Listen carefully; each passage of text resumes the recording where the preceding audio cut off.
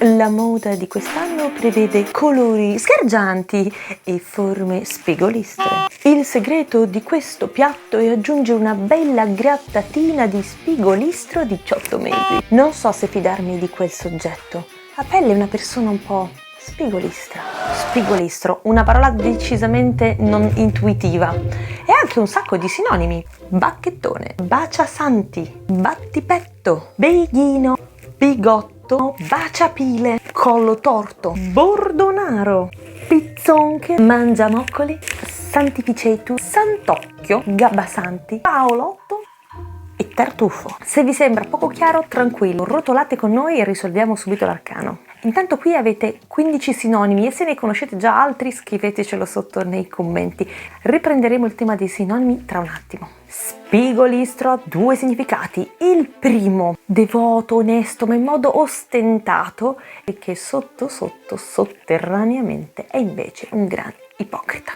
E proprio da ipocrita deriva poi il secondo significato, nel senso di pallido, emaciato, consumato, bianchiccio, come qualcuno che ha passato tutto il tempo a pregare e a digiunare. Una sfumatura che vale la pena notare è che la parola finisce in istro, istra, spigolistro, spigolistra, e che questa terminazione significa disprezzo, un po' come poetastro, giovinastro, o persino certi colori, bluastro, nerastro. Ora che abbiamo chiari due significati, il primo nel senso di persona ipocrita ma che ostenta di essere coerente con i suoi principi, e il secondo di una persona malsana, malaticcia, bianchiccia, pallida, ecco, proviamo a dare una nuova vita a questa parola e magari uscire dall'ambito religioso.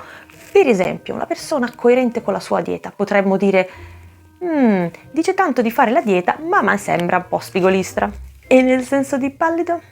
Amico, troppe ore davanti al computer, ti sta spigolistrando. Proviamo a spingere la creatività della parola ancora più in là, a usare quindi spigolistro nel senso di apparire qualcosa ed essere qualcos'altro. Potremmo inventarci delle fragole spigolistre. Tesoro, ho comprato un cestino di fragole dall'apparenza meravigliosa, ma quando le ho assaggiate ho scoperto essere decisamente spigolistre. Una grande illusione.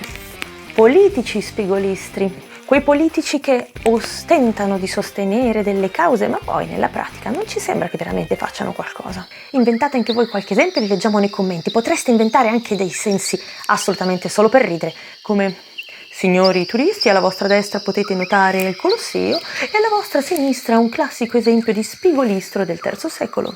Nell'esplorazione di spigolistro giungiamo a un esempio letterario. Boccaccio nel Decamero, in una delle sue novelle, descrive un personaggio femminile e descrive così il rapporto tra questa signora e suo marito, la quale è una vecchia picchiapetto spigolistra e dà da lui ciò che ella vuole. Picchiapetto spigolistra, mettendo insieme due dei sinonimi che avevamo detto all'inizio.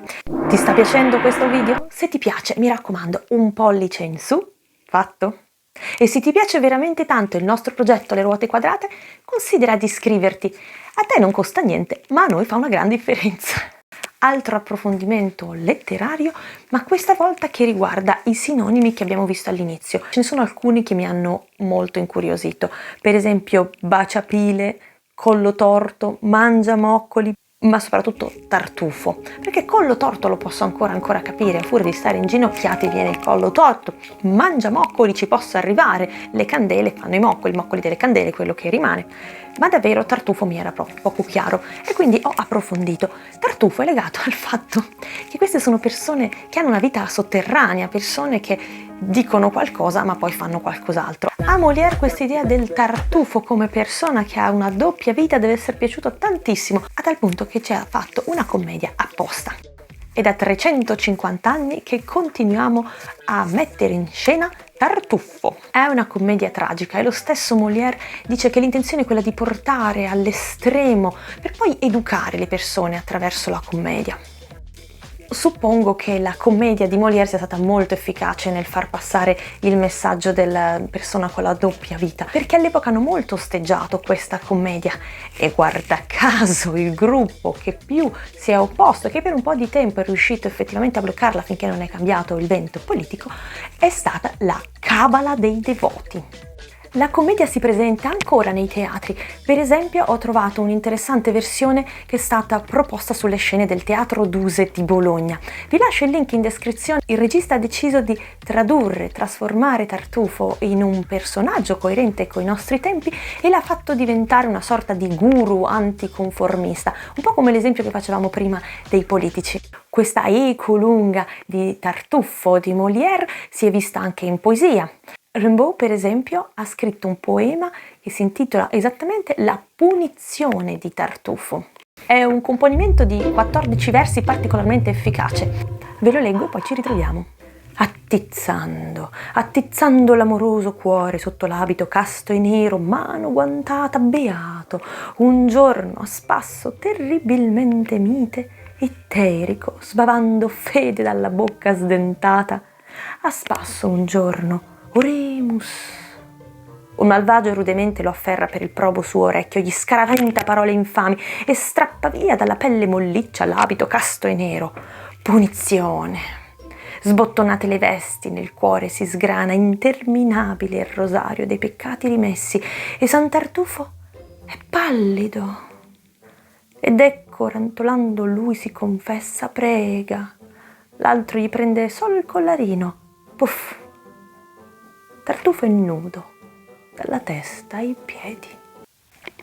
Spigolistro ci ha dato l'opportunità di toccare la poesia, la novella e anche il teatro. L'idea di questo video mi è venuta da un suggerimento. Se anche voi conoscete delle parole inusuali e volete darmi la sfida di provare a inventare un significato nuovo per queste parole, ma coerente con quello originario, suggerite. Sono pronta alla sfida. Vi chiedete ancora perché il canale si chiama Le Ruote Quadrate? Ho fatto un video apposta proprio su questo argomento, ve lo lascio qui nei link. Vi saluto e vi raccomando, tornate a rotolare con noi. Ciao! Nel Decameron di